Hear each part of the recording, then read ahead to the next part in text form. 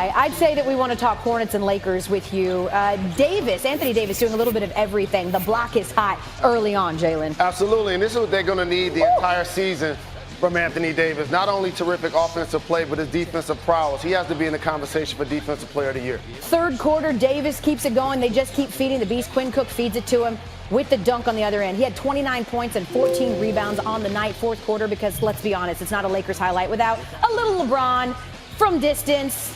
That's the key for LeBron. When he's knocking down his jump shot, especially at this point of his career, is going to open up driving lanes to not only score, but to get others involved. Lakers win. Meanwhile, how about this finish, Jalen? Nets and Grizzlies. Ja Morant, the second pick in the draft, down 2 with 12 seconds left on the clock. Look at him taking it strong. I tried to tell everybody that young man had a real game. Don't let his sleight of build fool you. And he gets down in the defensive stands. Big block on Kyrie Irving late. And that way it goes into overtime. Less than 4 seconds left in the OT. Nets are up a deuce. Morant up the floor. Who are they going to go for the bucket? Again, 3, 2, 1. For your game winner, Jay Crowder. And that was a set play. You saw it happening in the backcourt with the dribble handoff action. Watch Morant with the little brush screen right there.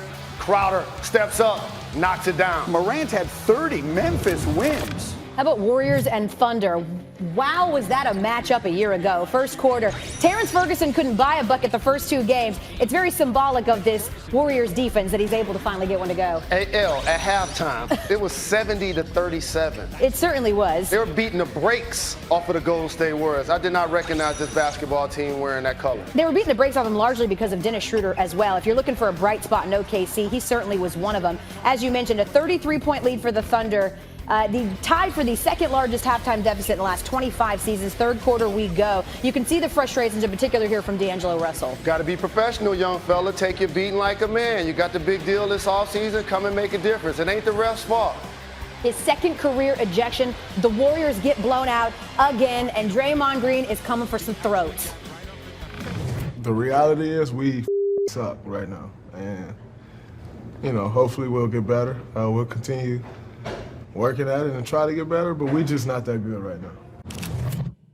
Kind of figure it won't be the same, but I didn't think we'd be getting our ass kicked like this. It's pretty bad. Comes to mind as you hear Draymond's comments. You can't overreact after every game so very early when you're in a position of leadership, because Dre and Steph, they're going to be able to put this behind them and go on to have amazing seasons. But they have a roster of 9 players 23 years or younger that don't have 3 championships, that didn't play in 5 straight NBA finals. You don't want to destroy their confidence. And so a player like D'Angelo Russell, you added him, he was an all-star in the East, not in the West, and not a perennial all-star. So all of a sudden, without Klay Thompson in the backcourt, they're getting exposed defensively. Well, look, they've been humiliated in both of their games, and the first one's against the Clippers. The Clippers might be the best team in the NBA. You live with that. The Thunder, at least we thought, might be the worst. So how do you explain, and I get it, you don't want to hear Draymond saying that after a game, I understand. But how do you explain this kind of performance against a team that is nowhere near the playoffs? Well, they're terrible in pick and roll action, and that's what today's game has evolved into. And so all of a sudden, you're Steph Curry, you're D'Angelo Russell, they run into picks, and it's like brick walls. And then all of a sudden, Shai Gilgeous-Alexander's penetrating, making plays for his teammates. Klay Thompson, while has been Team USA, a maximum player, All-NBA, All-Star, they're called the Splash Brothers for a reason. They complement each other really well. And Klay always defended the best perimeter player on the opposing team. That was a primary ball handler. He's not there anymore. So it feels like every day is a referendum on everything.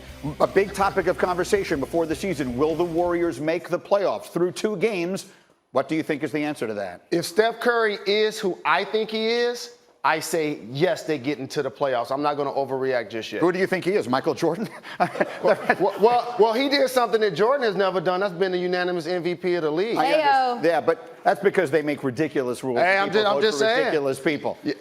This team stinks. I mean, Jalen, they are terrible. The Warriors are terrible. It looks like maybe they I'm not going there yet. I want to see what happens when they get Willie Cauley-Stein back. I need Draymond playing at an all-star level. We'll see. I'm going to have so many suits from the bets that you and I have at the end of the season. No, me and you got to bet on the Pelicans. Yeah, we're going to bet everything. Are the Pelicans getting into the playoffs? Yes, they are. My whole wardrobe is going to get turned around. It's got to get Zion back healthy. Let's give you a little eye candy, a must-see moment, if you will, from NBA on Saturday. James Harden, he's frustrated. Jordan?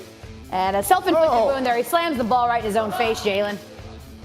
I love this reaction, too. A great craftsman. What happened? That's why a great craftsman never blames his tools. Has this ever happened to you? That has never happened to me. It's happened to me figuratively. It's never happened to me literally. My entire life has been sort of that athletically, but no, I never actually. No, this is a television, not a radio face. Every time my alarm goes off at 4 a.m. to do this show, that's what it feels like. A ball right to the face. He's been flawless with his execution of their offense. Him and Michael Thomas and their connection did not skip a beat. And I honestly think that 5 weeks off that he was not there is going to pay dividends with his arm strength near the end of this season. He will continue to have this offense humming for the rest of this season. It was actually a better game than the final score would indicate, but yes, Breeze was spectacular. Daniel Jones threw 4 touchdowns and the Giants lost to the Lions. Danny, how are you evaluating his progression week to week? I think the thing that's most impressive about Daniel Jones is that when he does make mistakes, because he's got them as a rookie, he responds. There's zero memory about, I just made a bad play. He's consistently aggressive with the football, and he's given his guys to go make plays down the field. That's his best quality right now as he continues to learn. Also in New York, Sam Darnold, of course, his team was on the road, but he threw 2 touchdowns, 3 picks, and was sacked 8 times in a loss to Jacksonville. Dan, how about Darnold? Well, he started off so hot. He, kind of put the I see ghosts conversation to rest, and then he tried to make so many plays and threw some interceptions into tight windows, into tight man coverage. Listen, anyone who expects Sam Darnold to play consistently well this year is out of their mind. They are lacking in talent around him all over the football team and certainly on the offensive side. And he's got to try and get better with his fundamentals with all that around him. Rex, I know you're a big Daniel Jones guy. Anyone who watched our coverage of the draft knows you liked him then, and you've been critical and questioning of Darnold. To this point, what are you seeing? Well, I'm seeing a guy that hasn't taken that step that we thought he would. Everybody thought he would take a step forward. Some people thought he'd take a leap forward. Well, that hasn't been the case, man. You brought in the quarterback guru, right? The head coach, quarterback guru, and all that. And all I've seen him do is regress. Look, this kid is a super talent. Okay, he is. Daniel Jones is just a better quarterback. And so to me, until you talked about it, until this kid's fundamentals get better, who as a coach, isn't that your job to do? Coach this kid up fundamentally. Until those improve, he's not going to be a very good quarterback. All right, yeah, but like this, why would you think they're going to improve? Adam Gase has had one really good year, and it was with Peyton Manning. So I don't know who's calling him a quarterback coach or a quarterback whisperer. Sam Darnold is not going to play well or get better around this team. That offensive line stinks. They're bad at communication. They don't have weapons on the outside. And you can't say Daniel Jones is a better quarterback. Yeah, I Why? can. Easily I can. He just threw 4 touchdown passes. But I can do it because where's the weapons? You talk about weapons. Daniel Jones got more weapons all they than did, Sam no, Darnold. that's crazy. All they did was bring in. They brought in Crowder. Evan Ingram. They brought in Crowder. They brought in Le'Veon Bell. Oh, by the way, he's supposed to be pretty decent right there. And I'm sitting back. They got Anderson. They do this.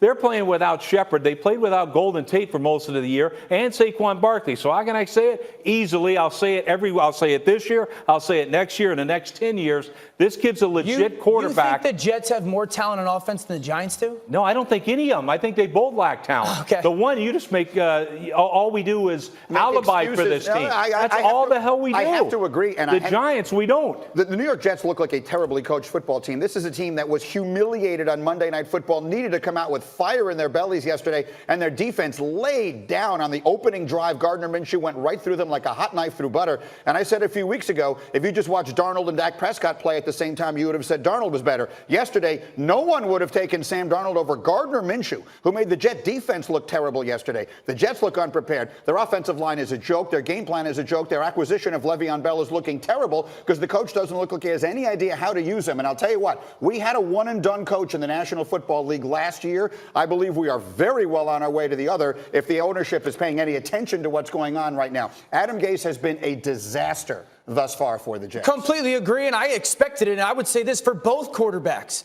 We don't really know what either of them are going to be at the end of this year because does anybody, if you're a fan of the Jets or the Giants, feel really good about their play caller, whether it's Pat Shurmur or Adam Gase? No, I don't think any of those coaches is putting the quarterback in a position to play really good football. But Dan, I feel good about the talent. The thing too, look, the Giants right now, the biggest thing that separates the Jets and the Giants, expectations, obviously. Why? The Jets were supposed to have fantastic defense. The Giants have a horrendous defense. The Jets are just playing poorly on defense. Meantime, the Jets, you can add insult to injury with them, both literally and figuratively. We know about Sam Darnold and the Ghosts comments yesterday in Jacksonville. The Jags mascot, Jackson DeVille, came out of the tunnel in a ghost costume, trolling Darnold.